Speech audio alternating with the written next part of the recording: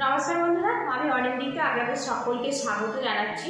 আজকে আমি সামান্য গুঁড়ো দুধ আর সুজি দিয়ে দারুণ মুচমুচে একটা রেসিপি আপনাদের সাথে শেয়ার করব। তো আমি কীভাবে বানাচ্ছি পুরো ভিডিওতে দেখার অনুরোধ রইল। আশা রাখছি ভালো লাগবে। মাথা নষ্ট করা রেসিপির জন্য এখানে আমি 1 বাটি পরিমাণে সুজি নিয়েছি আর নিয়েছি সামান্য পরিমাণে গুঁড়ো দুধ। বেশি বানাতে চলে সুজির পরিমাণটা আপনারা বাড়িয়ে দেবেন। আর এখানে আমি মোটা যে সুজিটা হয় সেটা নিয়েছি। আপনারা পাতলা মোটা কোনো ব্যাপার নয়, যে কোনো সুজি দিয়ে এই রেসিপিটা বানিয়ে নিতে পারেন। এখানে প্যানটা গরম হয়ে গেছে, এর মধ্যে দিয়ে দেবো সুজিটা হালকা হাতে একটু নাড়াচাড়া করে নেব, এতে সুজির যে কাঁচা গন্ধ আছে ওটা পুরোপুরি চলে যাবে। সুজিটা আমি নাড়াচাড়া করে নিয়েছি, সুজির যে কাঁচা গন্ধ ওটা পুরোপুরি চলে গেছে। আর এখানে যে বাটি মেপে আমি সুজিটা নিয়েছিলাম এই বাটি মেপে 1.5 বাটি পরিমাণে জল দিয়ে দেব।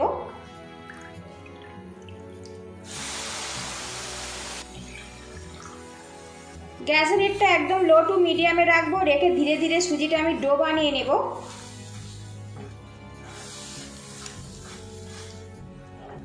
এবার এই সুজির মধ্যে দিয়ে দেবো স্বাদ মতো চিনিটা আপনারা যতটা পছন্দ করেন সেই মতো দেবেন।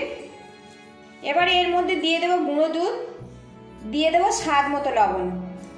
এগুলো ভালো করে মিক্স করে নেব আর একটা শক্ত করে ডো বানিয়ে নেব। এদিকে দেখুন সুজির ডোটা কিন্তু একদম সুন্দর করে আমি রেডি করে নিয়েছি। আর এখন দেখুন প্যান থেকে বেশ ছাড়তে শুরু করেছে। এইভাবে কিন্তু ডোটা রেডি করে নিতে হবে। এবার এটা আমি আলাদা একটা পাত্রে তুলে নেব, নিয়ে ঠান্ডা করে নেব। এদিকে সুজিটা কিন্তু বেশ ঠান্ডা হয়ে গেছে, এখন উষ্ণ গরম আছে। এই অবস্থাতে ভালো করে এটা ম্যাশ করে নিতে হবে এইভাবে। আর এখন দেখুন সুজিটা একটু চ্যাটচ্যাটে ভাব, তার জন্য এর মধ্যে ময়দা দিয়ে দেবো। খুব বেশি কিন্তু ময়দা দেওয়ার দরকার নেই। ময়দাটা দিয়ে ভালো করে এটা মাখিয়ে নেব। আর আপনারা যখন এই সুজিটার ডো বানাবেন একটু কিন্তু শুকনো করে ডো বানাবেন, তাহলে কিন্তু খুব বেশি ময়দা লাগবে না। এইভাবে একটু হাত দিয়ে ম্যাশ করে নেব। এদিকে দেখুন সুজিটা কিন্তু আমি ভালো করে ময়দা দিয়ে মাখিয়ে নিয়েছি। আর এখন দেখুন মাখানোর পরে আমার হাতে কিন্তু একটুও লাগছে না। এইভাবে কিন্তু মাখিয়ে রেডি করে নিতে হবে। এবার এই ডোটা থেকে আমি লেচি কেটে নেব একটু বড় সাইজ করে এইভাবে।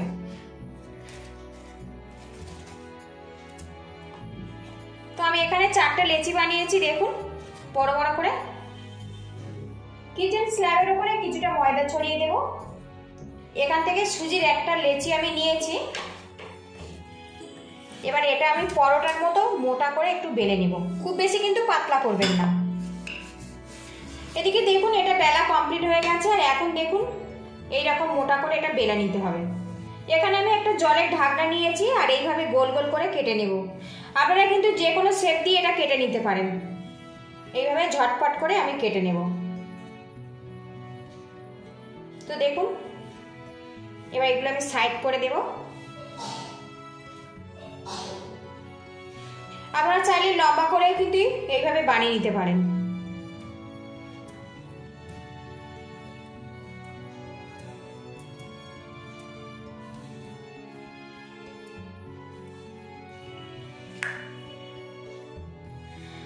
সুজির বাকি এই অংশটা পরের স্টেপে আমি বেলে এইভাবে গোল করে কেটে নেব।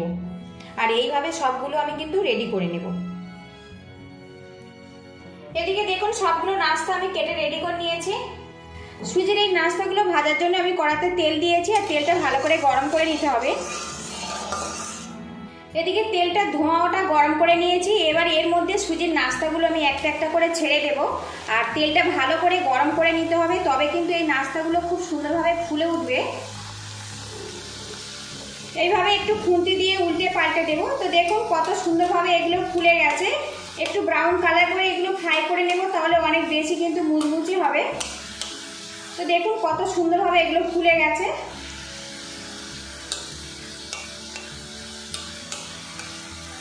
এদিকে দেখুন বেশ মুচমুচে করে আমি এটা ভেজে নিয়েছি। এবার এগুলো আমি তেল থেকে তুলে নেব।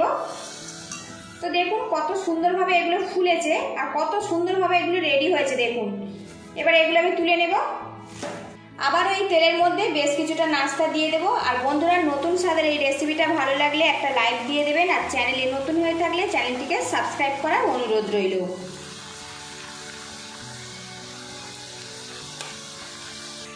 নাস্তাগুলো দেওয়ার পরে কিন্তু এইভাবে একটু উল্টে পাল্টে ফ্রাই করে নিতে হবে, যাতে মুচমুচে হয়।